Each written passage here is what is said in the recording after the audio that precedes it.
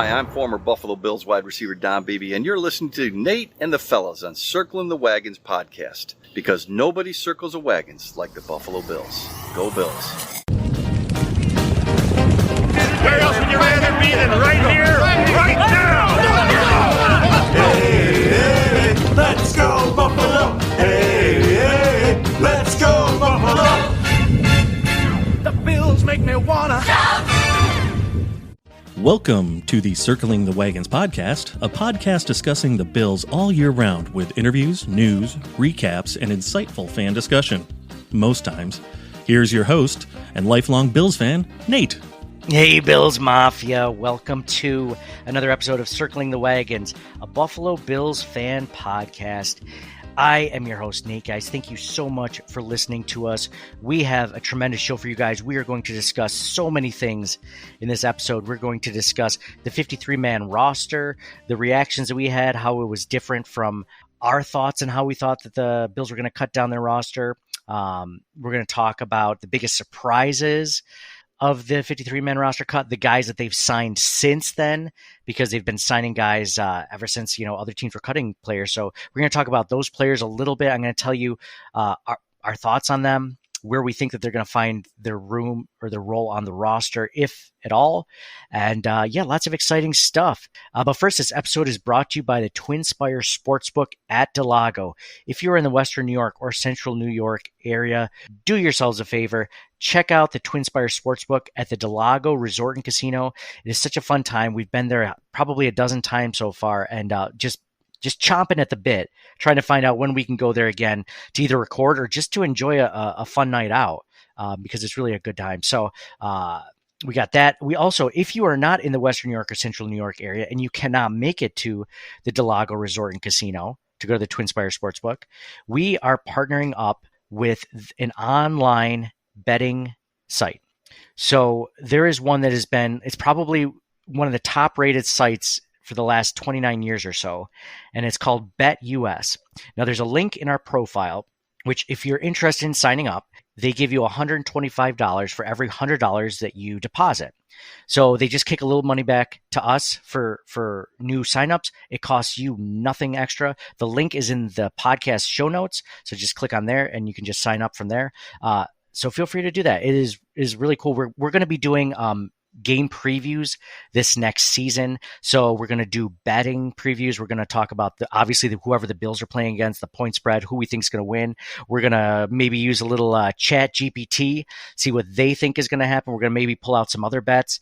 And then, John, I was thinking we should do like a parlay too, like all of John or Mike picks 2 games, I pick 2 games, you pick 2 games, and then we use the Bills game as the tiebreaker. But we should do a parlay of like the 3 games that we like the most from like all 3 of our 3 of our picks. I think that would be a lot of fun.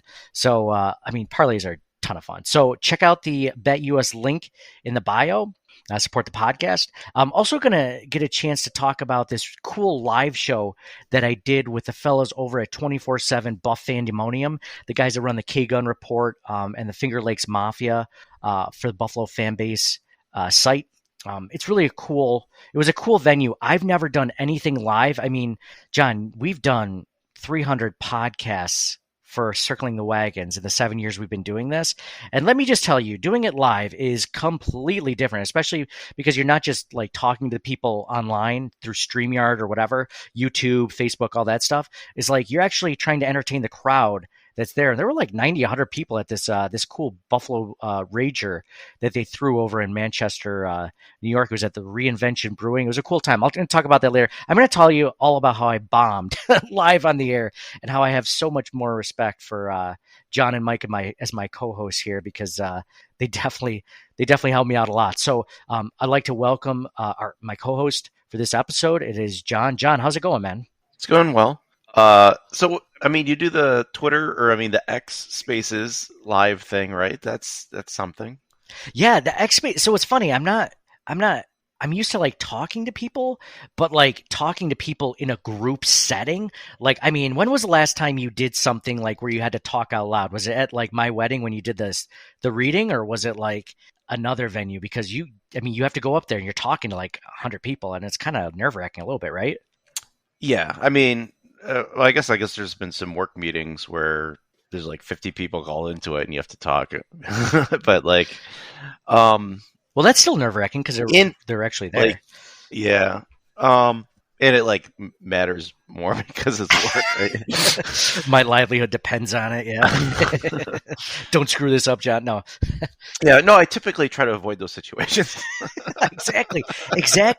And so it's funny. I'll get into more of this later, but like, there was a lot of people at this turnout. So like, I was not, just talking to the co-host, but I'm talking to this group of people, and I'm going to tell you some of the jokes I bombed out on. It's going to be a fun time. But anyway, let's go into 53-man roster thoughts. John, I'll start off with you. Like, we did a pretty in-depth episode of that last week, and it's kind of interesting. There were some surprises. There. First off, I'm going to start off with this because I don't know if we're ever going to mention it after this. Von Miller to the PUP, the physically unable to perform list. He'll be there for at least 4 weeks, which means he won't be able to start or at least practice until the 5th week. So he might be ready to play by week 5. But Von Miller to the PUP. What's interesting about that is that it feels like, and I like Von Miller. I have to preface it by saying that. Has anything he's ever said come true besides the fact that he's coming here? Like he said he was going to be ready for week 1. We were kind of skeptical. We were like, I don't know about that, Von. Let's see. It seems pretty quick for a 34-year-old. And then, he's been trying to get OBJ here for and a lot of other free agents. None of it's panned out whatsoever. So anyway, I just what were your thoughts on that? And were you surprised at all when that happened? No, I think I was anticipating him going on PUP. He hadn't, yeah. Like, I think he's just optimistic when he says that stuff. So I'm back. No, I think it was going to happen. So I wasn't surprised at that at all. Yeah, I wasn't surprised by that. It was almost a surprise that I wasn't surprised. I was like, I knew this was going to happen. This was not. But it was just funny that I'd say the biggest surprises, though, John, in general, and let me know what you think about this. I think it was the Boogie Basham trade.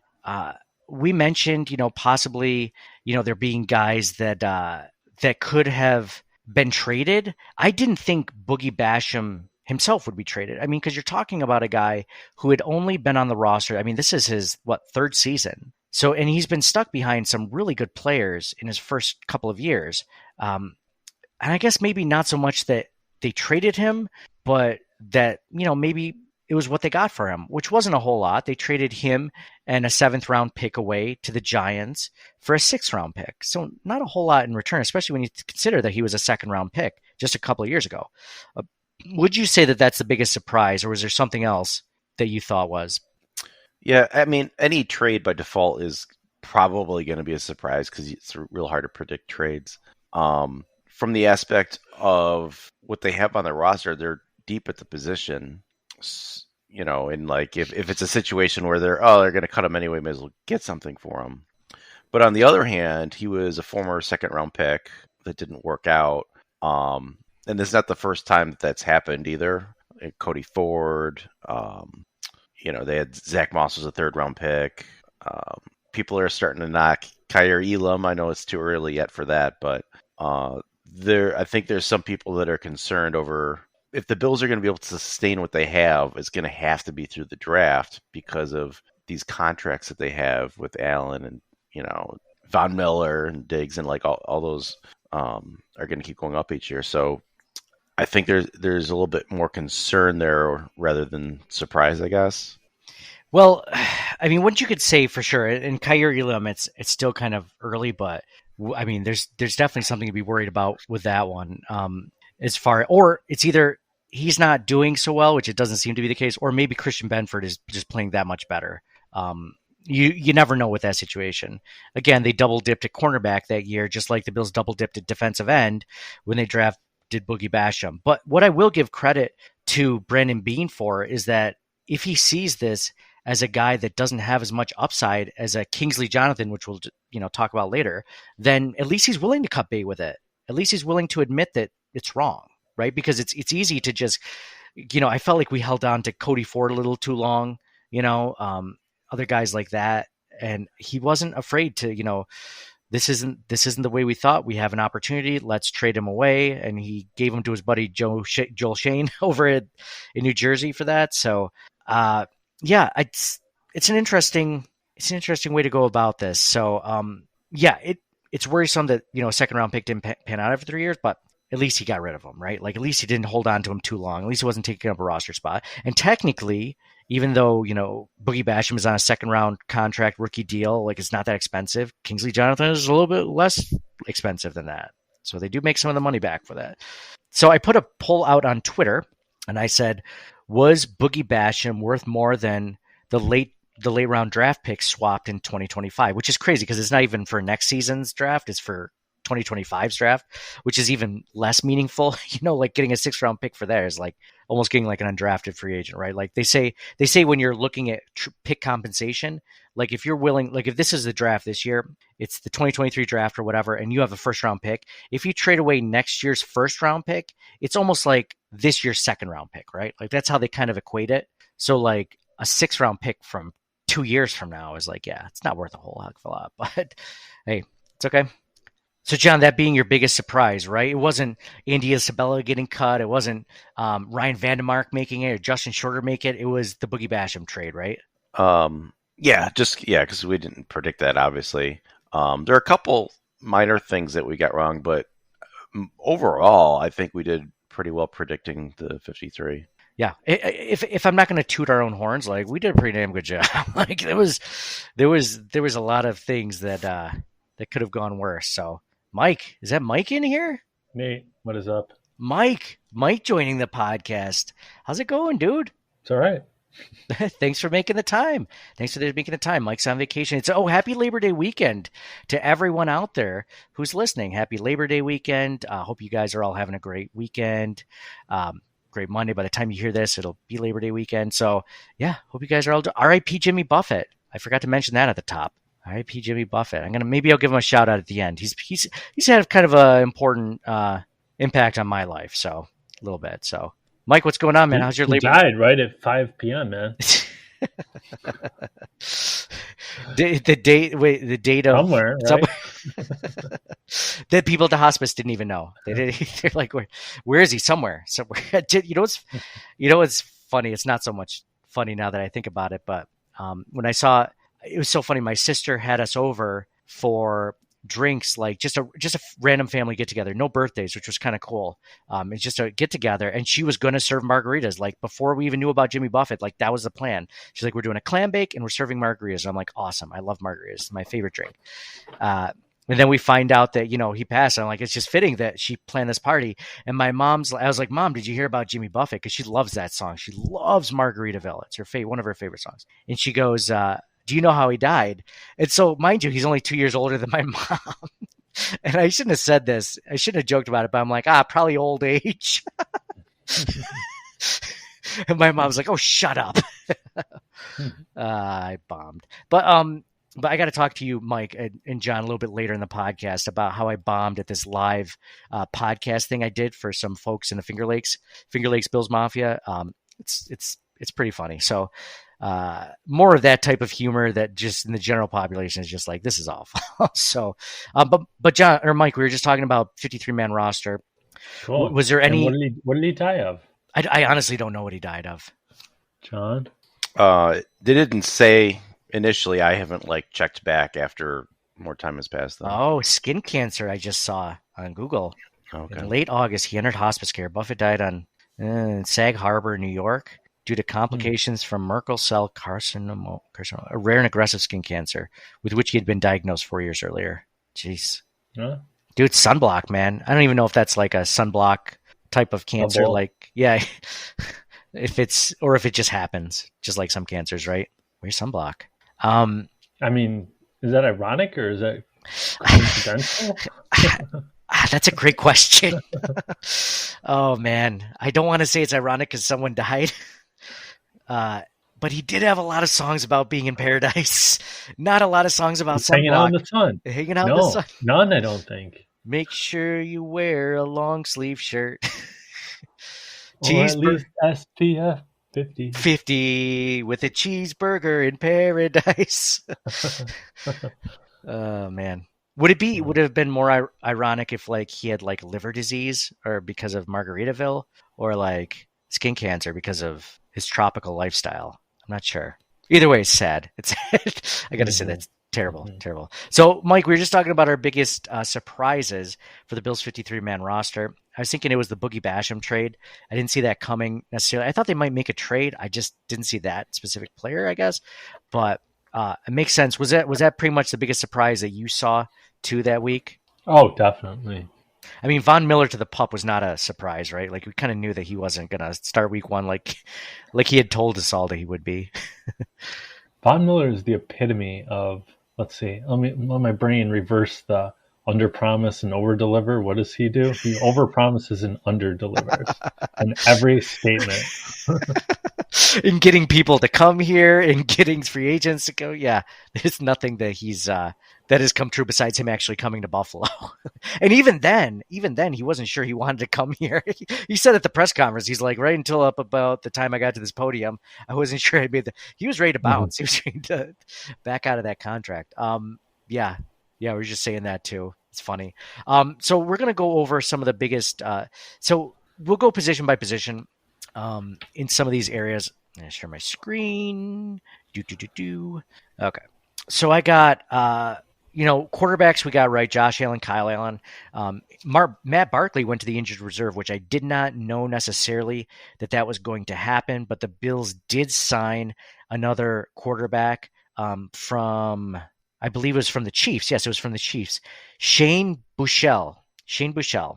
A shorter version. The guy's got an arm. I guess he's very frivolous with the ball, or how would you say, like, not frivolous. He does not take care of the ball. He will throw an interception, but he's a gunslinger, right? He's a shorter gunslinger, a version of Josh Allen. If you saw the clip I posted on Twitter of him like dropping back, like going left, going right, evading the pass rush and throwing across his body to a guy in the end zone for the Chiefs in the preseason, you're like, that's Josh Allen all day long. Except I think he likes to do that a little bit more to the other team as well. So a little bit more than Josh Allen, but that's okay. It's okay. He's got to learn. He's on a practice squad. What do you really expect from a guy who's the third stringer on a practice squad, right? Running backs we got right. James Cook, Latavius Murray, Damian Harris, Reggie Gilliam. Nothing to mention there. No surprises there. The Bills, 6 wide receivers. This isn't really surprising, but it is something that, John, did we call this one? Was it Justin Shorter? We called Justin Shorter making the team, right? I believe we did. Yeah, we got the receivers right. We got the receivers 100% right. So Diggs, Davis, Sherfield, Hardy, Khalil Shakir, Justin Shorter. The one thing that we did mention, which we thought was going to happen, and it did happen, was Andy Isabella ended up getting released, right? And he had the ability. He got signed to the Bills practice squad. He had the ability to sign with anyone, but he wanted to come back to Buffalo.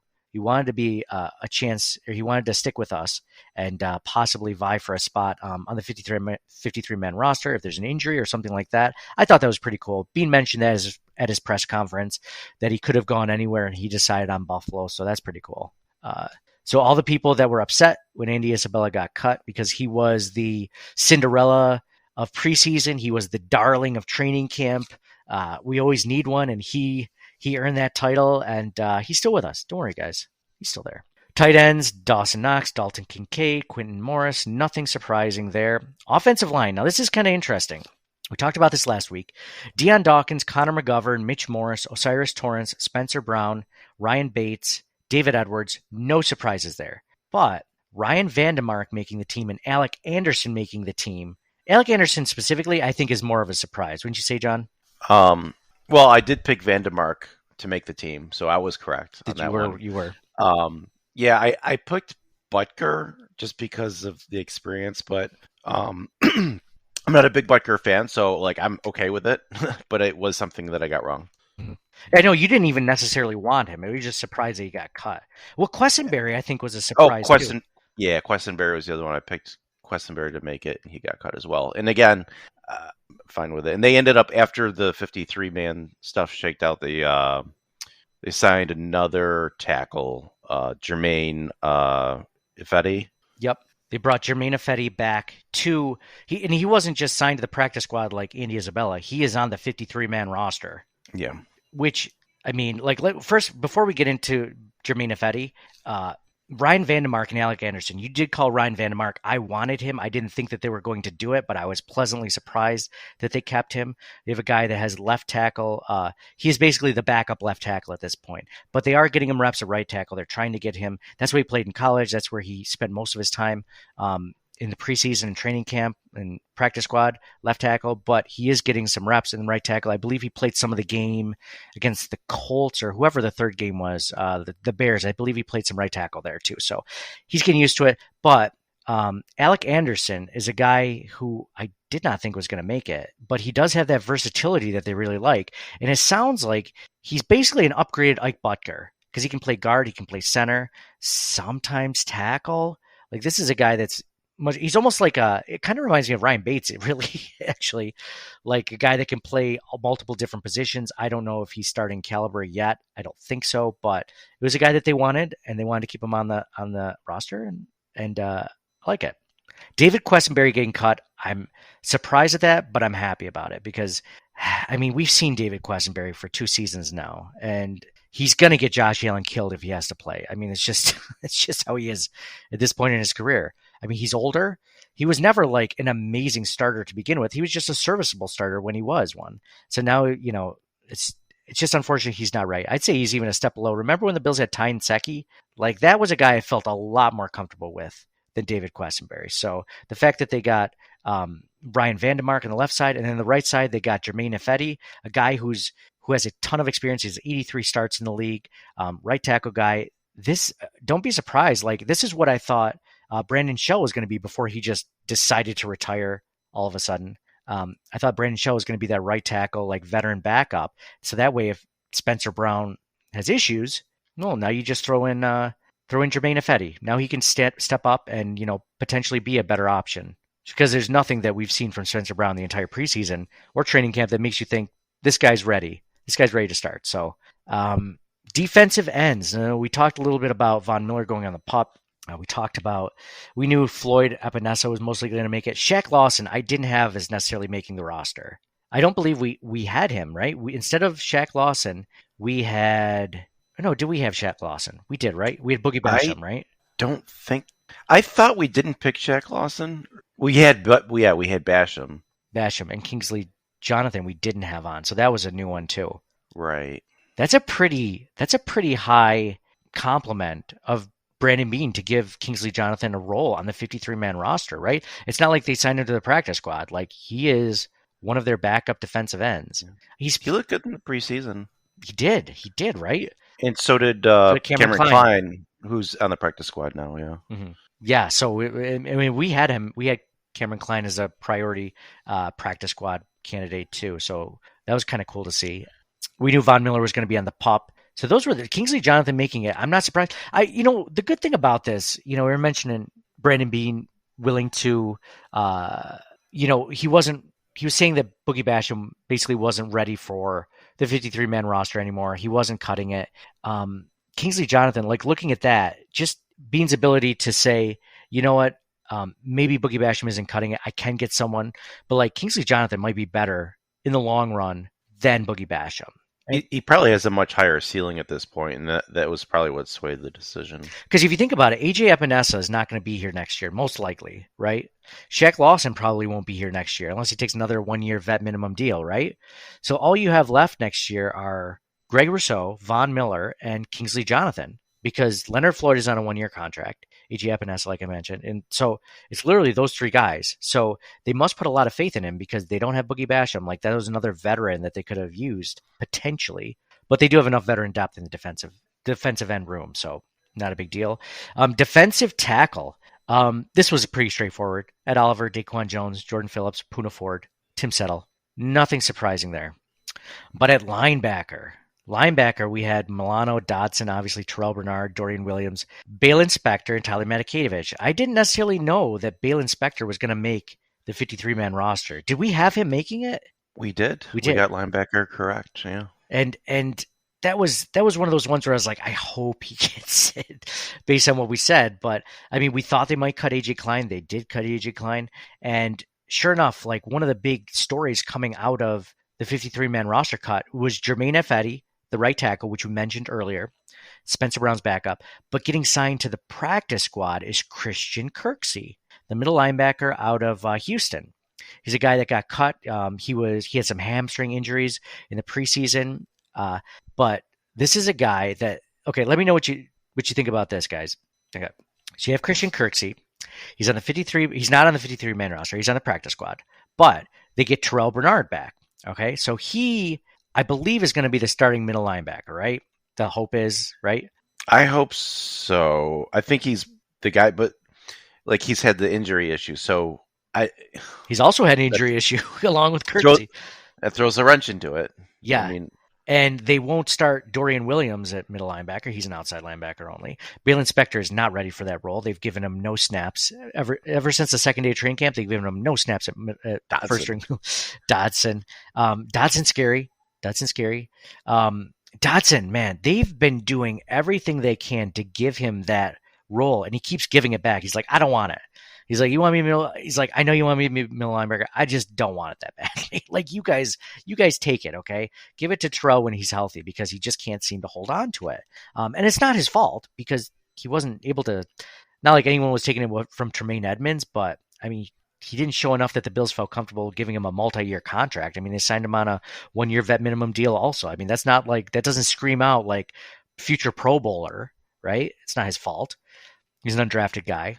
Terrell Bernard, he was doing pretty well. I think he's an upgrade. So Terrell Bernard may not be better than Tyrel Dodson all around, but I think he just kind of gives you a more like level playing, like you can predict what's going to happen with him on the field more so than you can predict with Tyrel Dodson.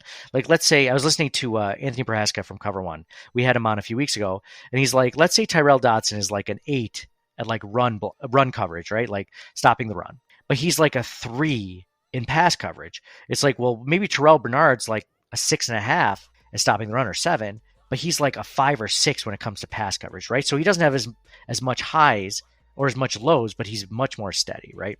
So that's how I look at Terrell Bernard.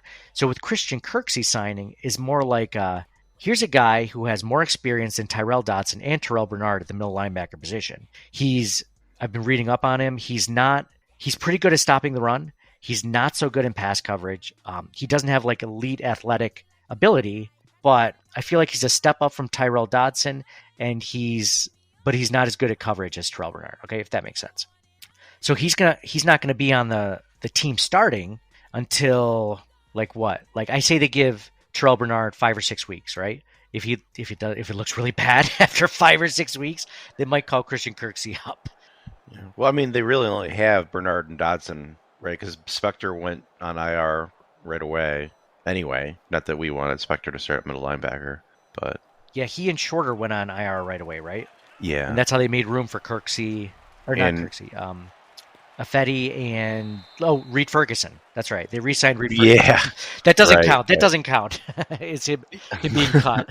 We got Reed Ferguson wrong. We picked him up off waivers, guys. Can you believe that? Best long snapper. What do you think about that, though?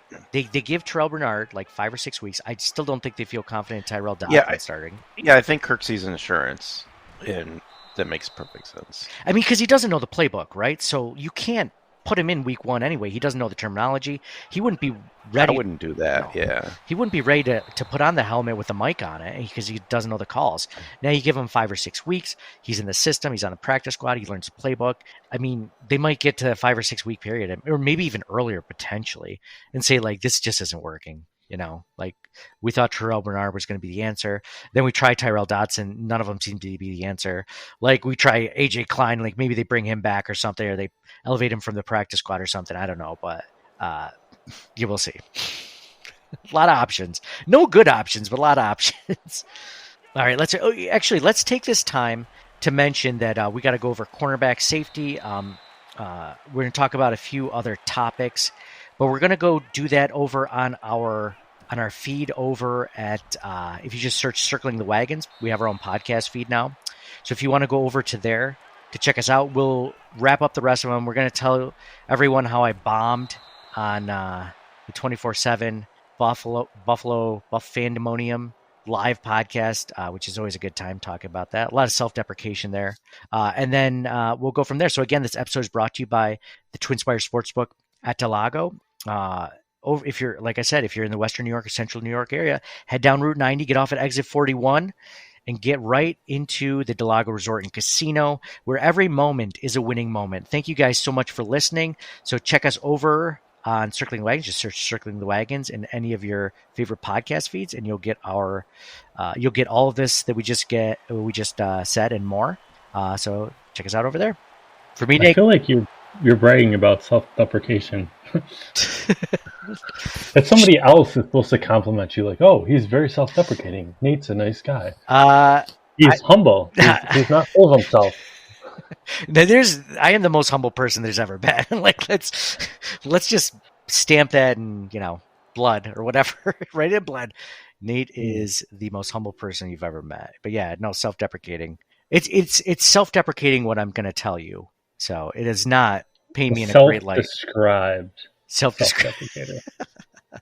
Normally, you just notice self-deprecation by the way that someone handles himself. They don't have to announce it out loud on a loudspeaker. But yeah, I guess we'll be the judge of if it's self-deprecating or not. Okay, that sounds good. You guys let me know if it's not terrible. I was mentioning this to Mike.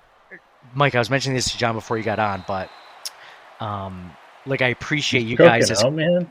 Okay. I appreciate you guys as co-hosts a little bit more than I did before. You're just like staring off. Thanks. So anyway, so this is the new podcast feed. Everyone who's listening, we decided to keep posting on Buffalo Rumblings Podcast Network until they said something, until they noticed that we were, having our own podcast feed, which they have. I literally got like the schedule of all the podcasts on Buffalo Rumblings Podcast Network. And it's 21 shows, guys. We are one of 21 shows on the podcast network. So you're waiting till they catch on? Yeah, it's kind of like Milton in Office Space, right? You just keep collecting a paycheck even though he got fired. Like, we'll just keep posting on the feed until they say something. We'll post on both feeds. But I'm hoping we can get to like week 8. I'm hoping we can. It reminds me of Dumb and Dumber when the two bad guys are like stalking. Lloyd and Harry, and they're like, "Oh, we're gonna ransack their apartment." No, that'll give them the message. And the other bad guy's like, "I don't think they're gonna get that message." It's kind of a shithole in here. I don't think shithole. I don't think they're getting that message. It's like, we're going to show Buffalo Rumblings. We're going to get our own podcast feed. That'll show them. It's like, I don't think they're going to get that message, Nate. I don't think they give a crap. Yeah. All good. Like we mentioned last week, nothing personally against. We just like, not being one of 21 shows. People want to find us, they can find us. We can do our own shows. We don't have to ask permission to post at a certain time. If you're listening to this podcast on our own feed, you're getting this before you would get it if you subscribe to the Buffalo Rumblings Podcast Network. And we mentioned it's hard to subscribe when there's 21 shows and you get like 3 or 4 downloads a day. Like, that's just a lot. So let's keep going with the podcast. We have mentioned almost every other positional group. We didn't mention safety. This one's pretty obvious. Hyde, Poyer, Rapp, DeMar Hamlin, Cam Lewis. Nothing really surprising there. And John, I don't think that was anything. We called all those guys, even Cam Lewis. Or was Cam Lewis the one you didn't call? You called Ryan Vandermark, not Cam Lewis. Right. Oh, so you got this. I wanted both to make it, but I ended up picking between those two for the final spot. But I'm happy that they both made it. Me too. We wanted both of them to make it. We just didn't think it was going to happen. Yeah. We kind of both got it wrong, right? I picked one guy, you picked the other, but they both made it. Yeah. I was like, they're not going to keep Ryan Vandermark for sure. And you're like, oh, yeah, just like they're not going to keep Cam Lewis. So they did both. I think you skipped corner. But we got those all right, too. So. Oh, yeah, I did skip. Thank you. Tre'Davious White, Taron Johnson, Christian Benford, Dane Jackson, Kyrie Elam, Sarah Neal. Yep, got all those. It is really going to be interesting to watch Kyrie Elam. You know what's funny about that is, like, he is just the Bills, and Brandon Beane mentioned Kyrie Elam at the press conference and said he's obviously not willing to give up on him or anything like that. But it's funny that he's not really vying for that starting role, because when he did start it last year, like, there was the injury to Christian Benford and then Dean Jackson. You know, he won the job over Dean Jackson, and like he looked pretty good. He didn't look terrible. I keep on going back to that last play against the Dolphins that won them that playoff game, that breakup against Jalen Waddle. Now, was it the best thrown ball by their third string quarterback, Skylar White or whatever? No, but he made a play. He's made plays. He had like 3 or 4 interceptions last season in limited snaps. I'm just surprised. It's something going on behind the scenes that we're not seeing. Yeah. It could just be a consistency thing. He's still a young player. So far, he's only had his rookie year so far. I mean, so is Benford, and he could be starting week 1. So yeah, no kidding. I wonder if he will be starting next week or week 1. Yeah, it will be interesting. And then the specialists, we have Tyler Bass, no surprise. Sam Martin, punter, no surprise. And then Reed Ferguson coming back, no surprise. So that was a 53-man roster. Biggest surprise was the Boogie Basham trade. When I put up a post on Twitter, on X, it's so annoying to say. When I put up a poll on X, was Boogie Basham worth more than the late round picks draft or swapped in 2025? 58% of people said yes. 41% of people said no. I thought it was a little. I didn't think it was enough. Folks were like, "Well, if that's all you can get for him, then that's all he's worth." And I'm like, "Yeah, but it was to Brandon Beane's buddy Joel Shane. Like, was he really calling all the other GMs to see what he could get for Boogie Basham, or did he get a couple of calls and this was the best one?" You know. So people always say that's the worst. It's like maybe he could have shopped him for a little bit more. I mean, pass rush is a prime position. Like, this isn't just like, I'm trying to think of a non-prime position, like safety or linebacker or something like that necessarily. Like, people don't guard, right? Like, people don't go crazy over those positions like they do pass rusher. So, and I don't think Boogie Basham looked bad. He didn't look terrible. So, that was the biggest surprise. And then the next biggest surprise based on Twitter, an X poll, I should say. Biggest surprise from roster cutdown day. 55% said the Boogie Basham trade. 23% said the Andy Isabella getting cut. And then the other ones were Vandemark making it was the next biggest surprise. And then Justin Shorter making it was not that big of a surprise. So that was, that was roster cutdown. No big surprises for us because we got most of those right. Dude, we were probably like 90%, right? Like, we would have gotten an A- on that test.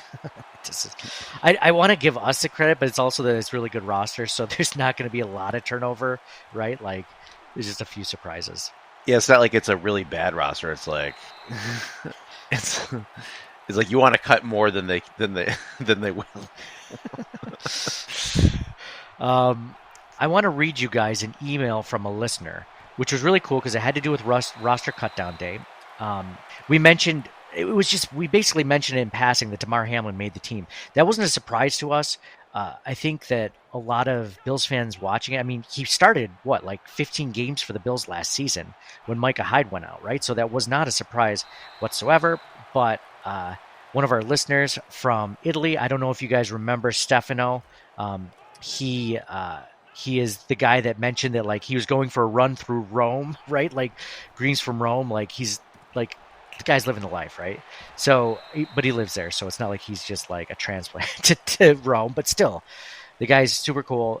He wrote us an email, said, "Hey, look what I found while on vacation in Thailand. Forza Bills," from Stefano. And it was a newspaper clipping. Let me share it with you guys. Newspaper clipping. It says, "Hamlin makes Buffalo's roster." This is from Thailand. This is a Thailand newspaper. And in the sports section, under the soccer, whatever, who cares about soccer? It's under the soccer guy, right? It says Hamlin makes Buffalo's roster. Like, how cool is that he sent that? And that was one of the main highlights in the sports section in Thailand was our second string safety making the team, right? Pretty cool. I mean, yeah. It's part of it, the whole feel good story, right? Like, what happened, and obviously, I guess I wouldn't expect it to be like that international, but it's cool that it is. Yeah, I wouldn't have expected it to be international. I'd expected maybe it was brought up in like U.S. media, right? Like national media that doesn't really cover sports, right? Like maybe it's in Good Morning America or something like that, right? Like, yeah, make Canada. I could see, Canada being a thing, yeah, and even England, they have the games in London and they follow football, and we're the only place that has football for the most part. So yeah, but that was cool. I mean, you could easily say that, like, the level of celebrities in Buffalo, it's got to be like Josh Allen and Damar Hamlin. In some cases, like this case right now, Damar Hamlin might be even more popular than Josh Allen is, especially on an international level. It's pretty cool. Good story. So that was cool. Thank you so much to Stefano from emailing that out while he was on vacation in Thailand. I wanted to... Wasn't all that in English? Yeah. Maybe that was like the Journal de Italiano. Was that, or was it like the Wall Street Journal? The Thai Wall Street Journal, because he was in Thailand. Maybe. Oh, he's Italian. He's Italian from Rome in Thailand on vacation. Dude, it's so funny. People from Europe, and any of our European listeners can attest to this. My sister lived there for a couple of years, and like it's just not vacation places that you would normally think of as an American. Like, she's just like, yeah, you know, our neighbors spent 4 weeks in Vietnam. And to me as an American, like, Vietnam, why would you want to go there? Are you kidding me? What do you want to get, like, you know, like, I can't think of something. Napalm? You know, like, why would you ever go there? Not realizing that it's a perfectly fine place. Like, it's not a big deal at all. People go to Cuba, like another place that we don't think to go to vacation to. I don't even think we're allowed to. But it's just a different place like Thailand. I wouldn't necessarily think many people are allowed to. But it's just like, yeah, it's nice. Like, we think Caribbean, Hawaii, or something like that. It's pretty international. Yeah, Vietnam's a lot further away from us than I thought, right? So, but yeah, I've never thought of vacationing in Vietnam. It's so funny. Stuff like that. Thailand I've heard. I want to read what your dad would say. Dad, I'm going to, my dad, for those that don't know, my dad's a Vietnam veteran. What if I told him I was moving to Vietnam? Dad, I'm moving to Nam. Like, what do you think? You think, what did he call him? Charlie. You think Charlie's cool with it now? Or it's going to be, my dad has so many, there's a lot of veterans that you hear, like, about that don't talk about, you know, the war or anything. My dad will tell you, like, anything you want to hear about it. Like, he's so open, a little too much. But he's talking about, reminds me of a story of when they were relocating some of the Vietnamese people from the rice paddies. He's like, it was war, right? So they were moving them to a different area. They were moving them off their farms, and they were basically like setting torches to, they were clearing up their rice fields, right? Like, they were burning down the crops because the Viet Cong, the people that were, you know, Charlie, right? They were using all the supplies. They're basically having the farmers give them the supplies, right? Because they weren't farmers, they were the military. So they would be like, you can't get this rice, right? They can't get this rice for either your troops or to sell, you know, to make more money for the war. So we're gonna burn them. So my dad would walk, like, you know, the farmers and everyone to like this area where they have like all the refugees and stuff from war. And like, he's like, so my dad asked the guy. He has to translate it to ask the farmer. He's like, what do you like more? Do you like us or the Viet Cong? You know, is this better or what they do better? You know, for war. And he said, the farmer said, the Viet Cong don't make us walk as much. So, it's like, I always thought that was an interesting story. Kind of sad looking back at it. But yeah, probably should have told that story. That goes into, so I'm going to read a few reviews of the podcast from folks that have left us review on the new podcast network. By the way, if you haven't done that yet, please do. Apple Podcasts, just search Circling the Wagons podcast. You can leave us a 5-star review. I'm going to read a few of these. By the way, if you do it on Spotify or Google Podcasts, just take a screenshot of you giving us a 5-star review, and I'll put you on the list of people that can win a giveaway each week throughout the regular season. And I think, you know, I'm going to try to see how long we can be on the Buffalo Romans Podcast Network before they find us out. If we can make it to week 8, I'm going to give away a Bills signed paraphernalia or something like that. For any of the listeners who, if we can make it to week 8. Paraphernalia is a negative concrete. Is it? Oh, is it? Sorry. What am I thinking? Memorabilia. It had the Elia at the end. Oh, I'd love some of that. I would not like any paraphernalia. I would keep that. It's just eventually. So just to read a few of the reviews that we've gotten. Bills fan 2290 writes, really enjoyed this show, and will make sure I tune in. Do yourself a favor and follow now if you love the Bills. It sounds like he's pulling that right from my Twinspire Sportsbook read. Do yourselves a favor, check out the Twinspire Sportsbook. He's like, do yourselves a favor, check out the Circling the Wagons podcast, man. Love it. Thank you to Bills fan 2290. This might be my favorite review username in history. It's Hard Member.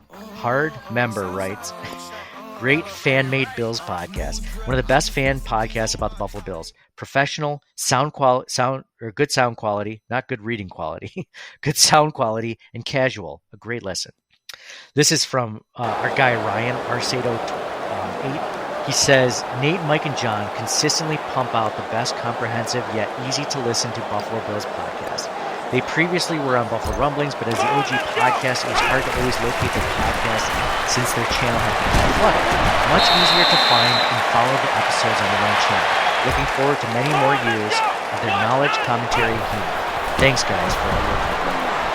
Thanks. This is from J Gager 88. Long time. By the way, if you guys are going to write your username for your and Gage Jonathan, he gave his Instagram handle. If you guys are going to do this in the future, use your social media handle, Twitter, Instagram, or something close to your Facebook, real name, so that when you do win, you can email us and I'll know that it's you. So if you're like JGager88 and I find out your name is Tim, that doesn't really Tim Smith. That doesn't really sound like JGager88 over there. So I don't think we really know. Maybe that's his middle name. Tim Jonathan Gage Smith. No, that sounds like something you do, John. Are you going to try to get on some of this paraphernalia?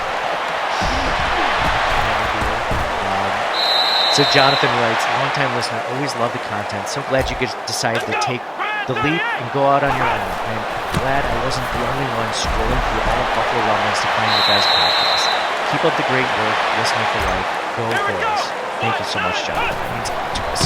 So, wait, your point is somebody has to have the same username as their name? Something similar to the username where if it's on Instagram and they're messaging me, they're like, I'm JGager88 on Instagram. Like, oh yeah, that's your username in the review. Like, yeah, but you could always just do a DM or something. Why are you trying to help people, man? Like, Big Brother's big enough. Like, if I win and my name is, like, your name isn't always Nate. You could be T-Bone in the Instant Messenger days.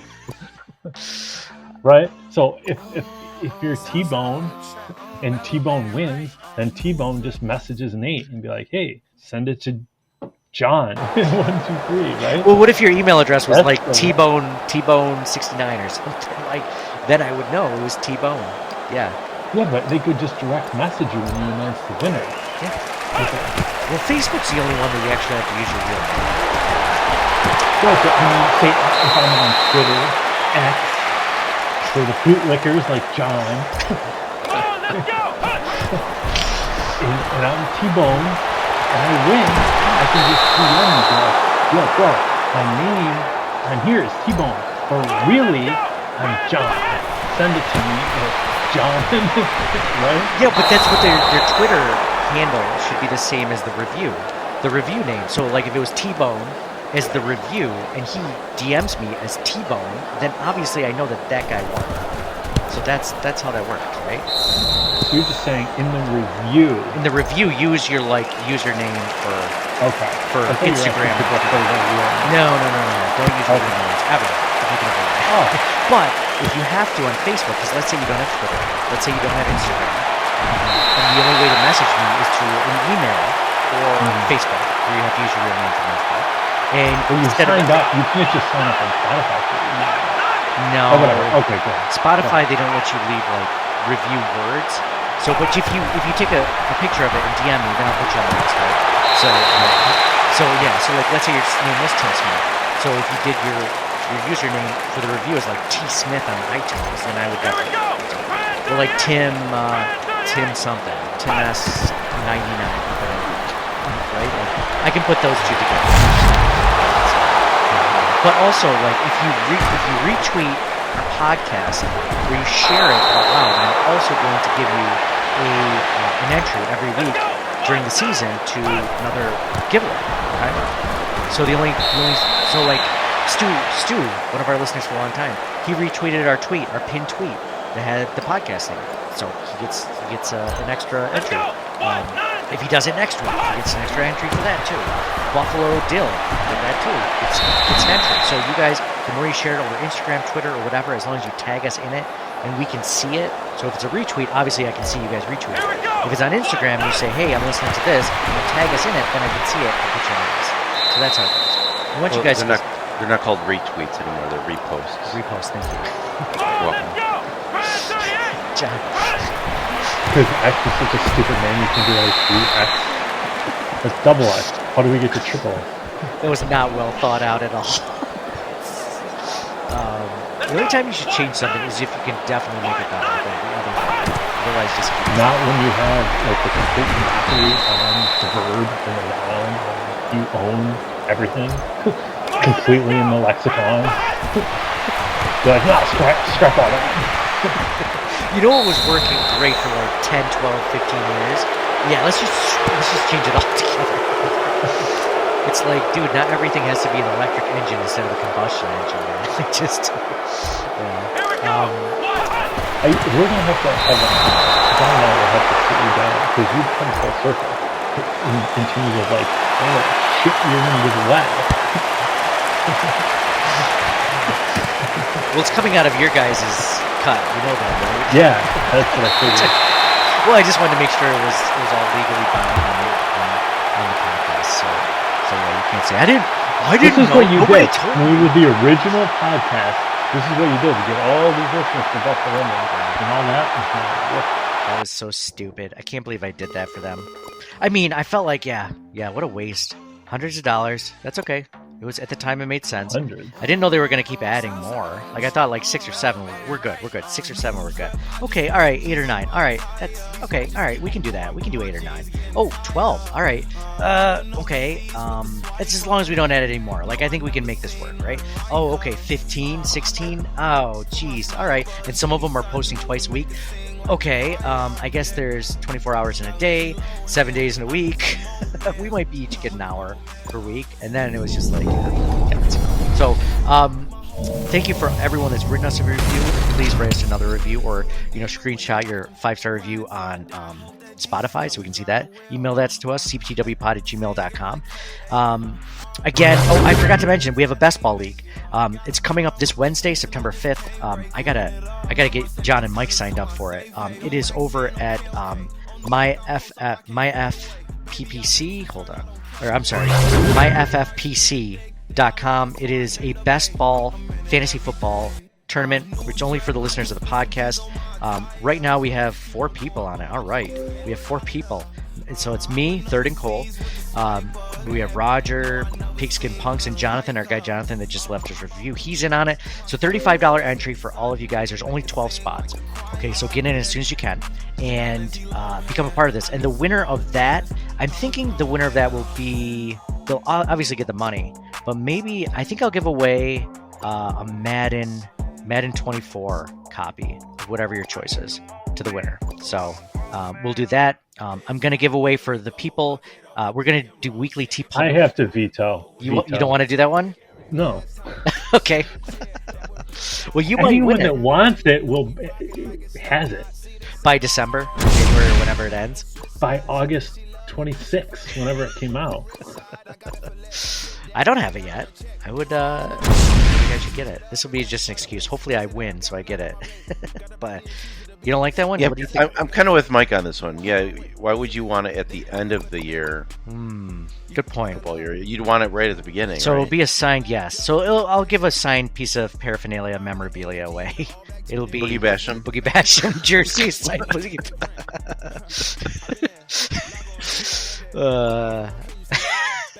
No, I think maybe I'll do. I have an Ed Oliver jersey. I have a Thurman Thomas jersey, away jersey. I think I'm going to give away for the podcast listeners at the end of the season, right before the playoffs. So that's there. But I'll also do the weekly T Public giveaway. So that will be one at the very end of the season. But also to win, you're going to have to listen each week during the season, and then I'll announce the winners then. Yeah, so that's going to be fun. It'll be fun. We're going to start doing that at the beginning of the season, right after the Bills play the Jets. We're going to do a preview episode next week. Mike and John, I haven't talked to you about that, but we're going to do a preview episode this week if you guys can make it. If not, I'll go solo on that one. And we're going to preview the Bills-Jets game. Also do some picks, some that it's going to work right into the fact that, we have a partnership with the Twin Spires Sportsbook at Delago. It's going to work into that. We're going to get lines from them, hopefully do a parlay together. So it's going to be fun. Lots of stuff lined up for the Circling the Wagons podcast, wherever you listen to podcasts. Oh, real quick. So before I end this, I talked about the Best Ball League. I talked about the email reviews, podcast reviews. I'm just going to, you guys don't have to watch the live stream that I did. For the first 10 minutes or so, we didn't even have sound, which I didn't know that at the time. So the guys over at 24/7 Buff Fandemonium asked me to come on their podcast a few weeks ago, which was really cool. It's called the Key Gun Report. Really nice guys. Oddly enough, like my wife's brother went to school with them. Just randomly found that out. So we just kind of linked up and we were talking about that. So they said, hey, we're doing this Rager in Shortsville, New York. And we're going to have Mark Maddox there, former Bills linebacker. And if you want to do a 30-minute spot, that'd be great. You can do a podcast there. And I'm like, sure. Like, yeah, we can talk Bills. Like, that's not a problem. And get there. They have like a few tents set up. They're doing raffle prizes for like those little shout, little people, Fisher Price thing. They're giving away like a signed Josh Allen jersey, signed Stephon Gabe Davis jersey, cool stuff. That they're doing to help raise money for Mark Maddox's foundation. And so it came time for me to do my 30 minutes. And I thought I was just talking to like the laptop, right? Like that's how they do live streams. I have never hosted a live stream. We don't do that here at Circling the Wagons. Like we don't really ever show our faces ever. So we've just done podcasts, and we've probably done altogether, I think it's well over 300 podcasts at this point over the last 7 years. And so like, I'm like, I can talk Bills. I'm talking Bills with Mike and John right now. Like, whatever, who cares? But what I didn't think I was going to do, again, I've done live streams too. Like, that's not a big deal. I never show my face usually, but do live streams. I was not ready for the fact that there was like 100 people there, and that I would also be entertaining them as well. Like, and the way that Scott, I'm sorry, Jared had originally, they're twins, so I can get their names confused. Jared originally said it. He's like, here's 30 minutes. He's like, you just press this, you just answer questions and talk to the crowd. I'm like, I was not ready to DJ this thing. I was not ready to like do a 30-minute open mic for the Buffalo Bills. Right. Like I've never done that before in front of people that I've never met before or don't hardly know, except for like my wife and kids that were there and her aunt, like, but otherwise, like, I know none of these people. So I thought I was going to do, what was the last time? So I asked John this earlier. John doesn't do a whole lot of speaking engagements, maybe some at work. Mike, how often do you do like public speaking where like you're talking to a group of people you don't know and you don't really have talking off topic, I should say, like, or just like off script and you're just winging it? I don't think I would ever put myself in that situation. Does that sound like you're being set up for failure when that's the case? Yeah. I mean, even the best public speakers, right? Like we used to go to a comedy show, right? We're like, oh, we won tickets. Like we didn't know that was just a scam. We're like, oh, we won tickets to go. And we saw this guy like Friday night. And they're like, oh, we won tickets again Saturday. And it was eye-opening for both of us when he told the same shit. Like, oh, on my way here, you wouldn't believe what happened. And we look at each other like, oh, that's all bullshit. So even the people that are like have it perfectly formulated do like, oh, I'm just speaking off the cuff. Like it's rehearsed down to the breath. You know this. I would have, if you had told me, I never would have let you do this.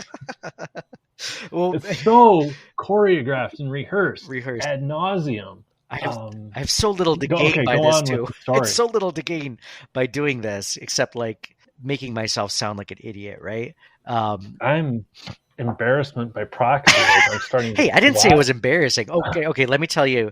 So I had a few drinks to like kind of calm myself down because when he's like, "This is the situation," he's like, "You good to go in 5 minutes?" I'm like, okay, sure, right? And bro, half the time your mic doesn't work. Your computer, you can barely. Yeah, exactly. John. Yeah. Okay. Yeah, all these things you're saying make sense. It's like I kind of wish you'd talk me off a ledge. But you've done public speaking. Like you did the best man speech at my wedding, man. Like you crushed it. Again, well rehearsed, written down, line by line, pause by pause. Pause for... You probably spent 4 hours for a week for 6 months. For a 6-minute speech, not 30 minutes off the cuff. So one of the things I appreciate about you and John is that like you guys I don't think about it. I'm like, oh, people get my sense of humor. You guys get my sense of humor. A lot of listeners do. Not everyone does, man. Like, cause they had this they had this guy here who's probably, maybe in his 50s now. He had a quilt from his mom. His mom made this cool quilt of all his Bills t-shirts as a kid. So like, one side is, just like generic Bills quilt material. And then the other side is like 24 patches of all different shirts that he wore as a kid that he obviously grew out of that she made into a quilt. It was really cool. He brought it out with him. He wanted to show us. We took a picture. I shared it on social media. It got a lot of, visibility on it. It was a cool idea. And I joked around. So like, I'm talking to Jared, and Jared's like, yeah, we got Dave from so-and-so. He's been here before. He's been to the last 2 Ragers. He brought this cool quilt with him, his mom. He's like, yeah, that was pretty cool to see. He looks to me, and my response is like, yeah, man, he is like, you could tell his mom loved him. I don't know what my mom was doing. I don't even know if she loves me compared to what his mom did, right? Just like, just joking. And he looked at me like, oh, that's sad. Like, he didn't say anything, but he's just like, oh, well, that's too bad. Anyway, so he just changed the subject. Like, there was nothing to add on for that. Like, if it was you guys, you'd probably be like, yeah, you should probably talk to her or something, call her more often. Like, maybe she'd get, which mind you, like, I love my mom. She's the reason I'm a Bills fan. But that I was bombing. I was bombing with those types of jokes. But with you guys and the listeners of the podcast, the ones that actually search us out, like, they might have thought that was okay. So anyway, it made me appreciate you guys a little bit more. Jared still did a great job. We had a ton to talk about. The other thing I realized, even though like my heart was pumping through my chest at the beginning of it and like leading up to it, even a couple of drinks will not calm you down from something like that, like really nervous. But then I realized, like, once we started talking Bills, and luckily he didn't have me go on alone, thank God. Thanks to Jared for that. But like, we were just talking general, and I just realized I don't shut up. Like, I talk all the time. And talking Bills is just almost second nature to me. So, he'd ask this thing about like, what do you think about the Bills season? And I started talking about, the Bills offensive line, the Bills linebacker. It's just like, I didn't shut up. So it was actually a perfect venue for me. So thank you to you guys for the K-Gun Report for having me out there. Finger Lakes Mafia, Jared, Scott, Swank. Thanks to those guys. Mark Maddox did not end up coming.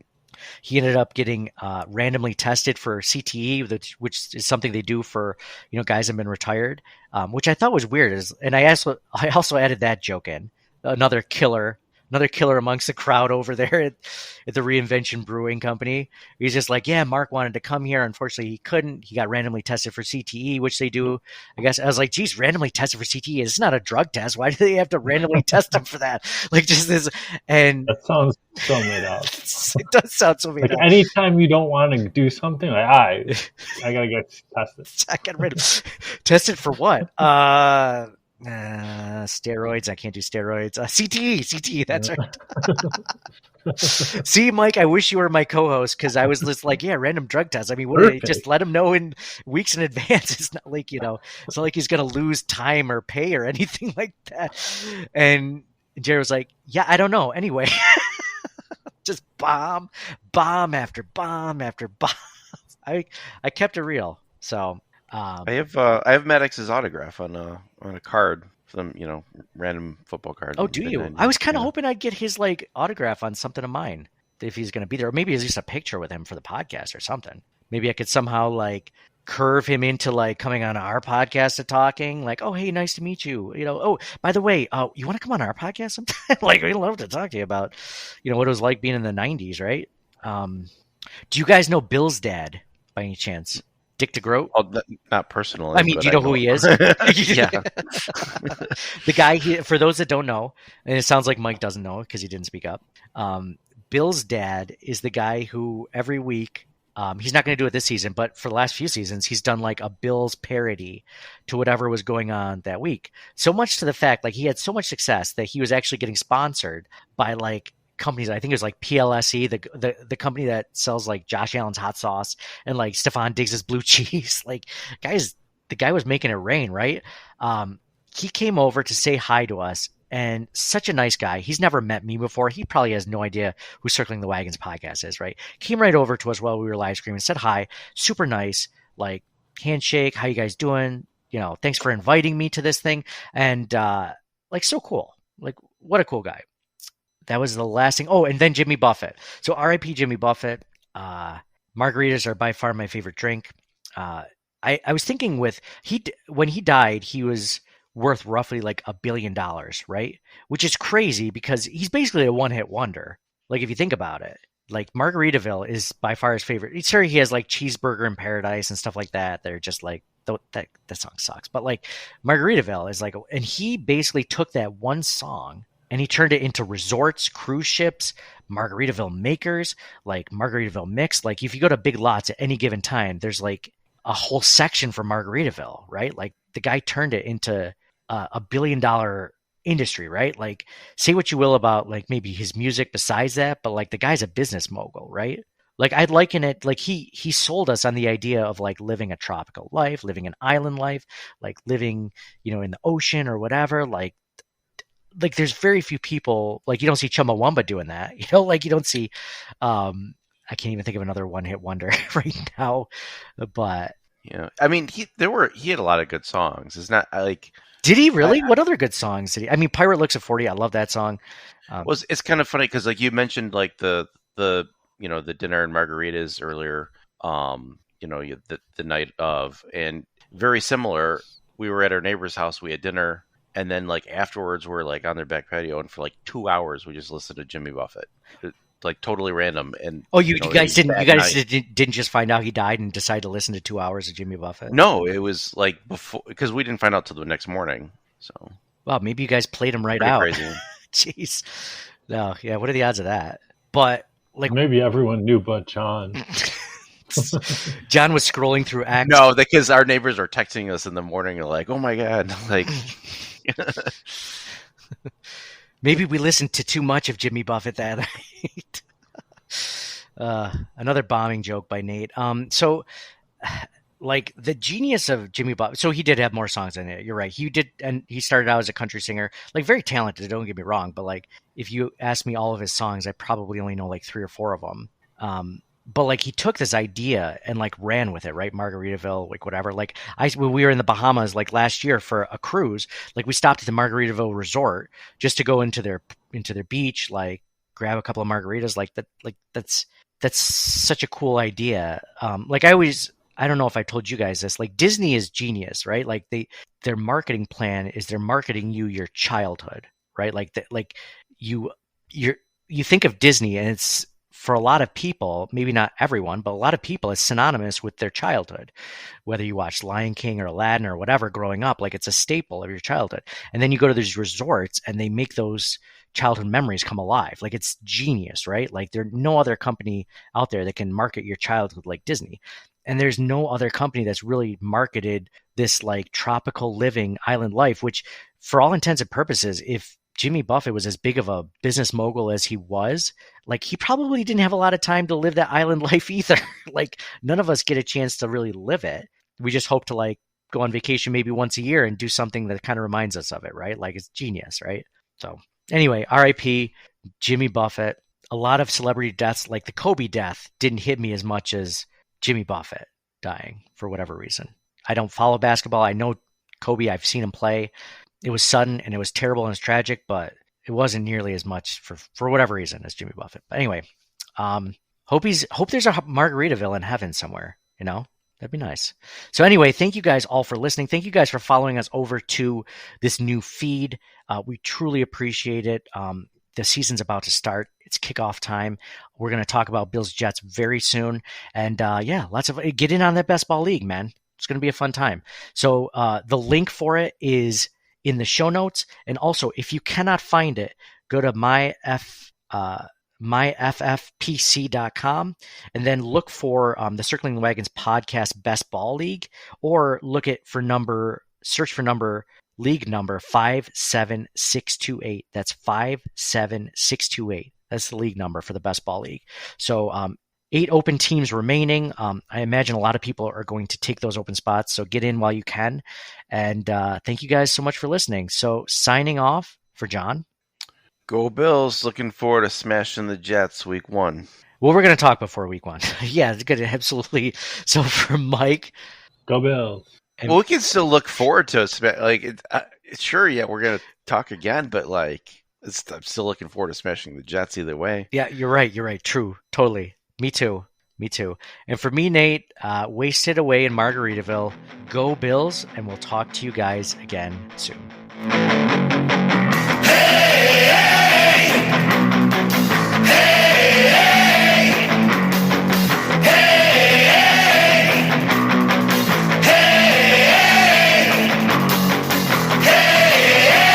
Let's go Buffalo! Hey, let's go Buffalo! Hey, let's go Buffalo! Hey, let's go Buffalo! Find us out in the parking lot. We got the tailgate down in our favorite spot. We're all fired up and our friends are here. We got some damn good food and a ton of beer. It's finally Sunday. We can't wait for the Bills to play. So kick it off, 12 man. Let's hear you scream. Let's hear you scream.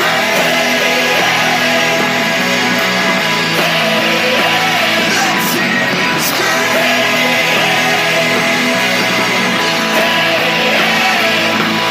It's finally Sunday. We can't wait for the Bills to play. So kick it off, 12 man. Let's hear you scream. Thank you for listening to the Circling the Wagons podcast. Download and subscribe to us in your favorite podcast service. Email us at ctwpod@gmail.com. That's Charlie Tango Whiskey Pod @gmail.com. Follow us on Facebook and Twitter at CTWPod. And most importantly, go Bills! Nobody circles the wagons like the Buffalo Bills. Nobody circles the wagons like the Buffalo Bills, Nate.